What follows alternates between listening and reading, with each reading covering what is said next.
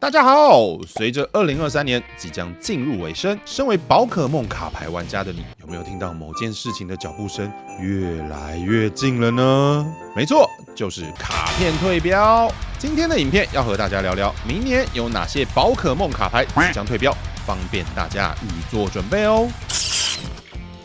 首先，先跟还没体验过的玩家们解释一下，到底什么是退标呢？退标啊，这个词其实是退出标准赛制的简称啦。标准赛制其实就是一般宝可梦卡牌玩家们参加道馆、大赛等活动打的最主流赛制。标准赛制这个东西，其实是许多卡牌游戏会采用的机制哦。也就是啊，在卡牌发行一段时间之后，把卡牌踢出赛制，让玩家不能再在这个赛制中使用。可是你可能会问，为什么要做这种事呢？让玩家不能使用收集的卡片，怎么看都很怪吧？其实这正好是为了让更多人能够较容易的进行游戏，还有参加比赛所出现的机制。大家想想看，假设一个系列发行了3年、5年、10年之后都还能用，一些热门的卡片应该会越来越难收集到吧？这样如果新的玩家想打比赛，不是找不到卡片，就是要花更多钱才能入手，这对整个游戏的发展来说，肯定不是什么健康的事情啦。另外，标准赛制其实也有助于玩家去探索不同卡片的可能性。假设赛制不进行轮替，那么强的卡片永远就是强，玩家根本不用去尝试其他比较弱的卡片，整个环境就很容易变成一滩死水。比如说一个沙奈朵打10年，我就问你怕不怕啦？也就因为这些理由，标准赛制会进行退标的动作。但是实际上要怎么进行呢？首先，每张宝可梦卡牌左下角都会有一个赛制标记，它会以英文字母来做表示，每年则会公布要退标的英文字母。比如说2022年的1月28号就是我们 C 标卡牌的退标日，2023年的2月3号则是D 标的退标日。到了明年2024年的年初进行退标的时候啊，就是我们E标卡牌要退标的时间啦。至于E标是横跨哪些卡牌系列呢？仔细听好啦。一级大师、连级大师、双臂战士、漆黑幽魂、银白战枪、伊布英雄、摩天巅峰、苍空裂流，还有我们的汇流艺术。以上这些系列的E标牌，如果没有在后面的系列重印的话，都会在明年初退出我们的标准赛制。接下来我们要带大家一起看看有哪些使用率高的卡牌会在我们的明年退标呢？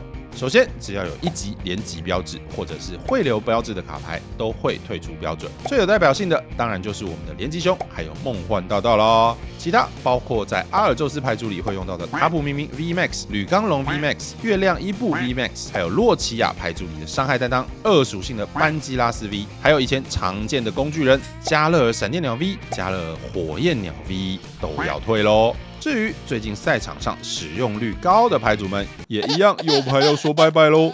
首先是铁舞者牌组的小伙伴，使用瑜伽闭环的恰雷姆 V， 还有放逐牌组里用来打250点伤害的快龙 V， 前阵子引起讨论的挡道卡比兽牌组里会放的好胜毛蟹 V 也要没了。最后，传说中的3神兽雷公 V、炎帝 V、水军 V 3位要退了吗？其实只有水军要退了，你是不是被抓走了啊？再来是一般的宝可梦，有拿来填草能的樱花儿，直接拿能量的白蓬蓬，电牌密勒顿拿来填能的熔熔羊，小索罗亚克的苹果龙，还有 Turbo 牌组里面拿来抓道具的小梦幻都会退标。最重要的是，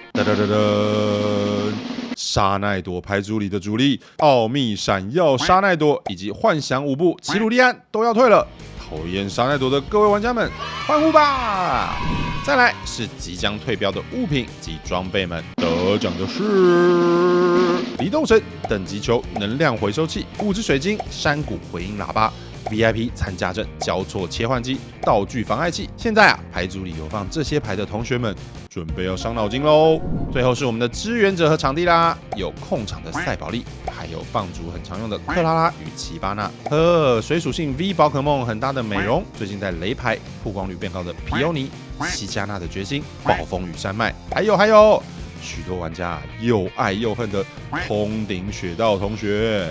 我们一路上讲了那么多牌，到底有哪些牌组受到影响呢？答案是超多。2024退标后，整体下来受最大影响的牌组包括放逐系统、沙奈朵、梦幻，还有连级系统。而相对的，目前已经很稳定的 EX 系统，像是喷火龙、密勒顿、古剑豹、这些牌组受到的影响就小很多啦。其实啊，看得出来整体环境已经慢慢的进入了 EX 时代，许多新出的牌其实跟宝可梦 V 已经没有很搭了但我们在做影片的时候，忽然发现有一副邪恶的牌组正默默的在暗中窃笑。他是谁呢？就是我们的等到卡比兽同学啦！退标可以说对这副牌组完全没有什么影响，反而离动神和通顶雪道的离去，让想要干扰卡比兽的手段又少了几种。一想到还是真的觉得有点烦人啊。好啦，以上就是我们的今天的退标卡分享咯。随着 RL 的结束，大家可以慢慢的把牌拿出来整理，看看哪些要退标，哪些牌组又要做修改的呢？如果大家有发现我们漏掉的卡片，或是想要和所有的牌友们一起分享的话，欢迎留言在下方告诉我们吧。我们下支影片见，拜拜。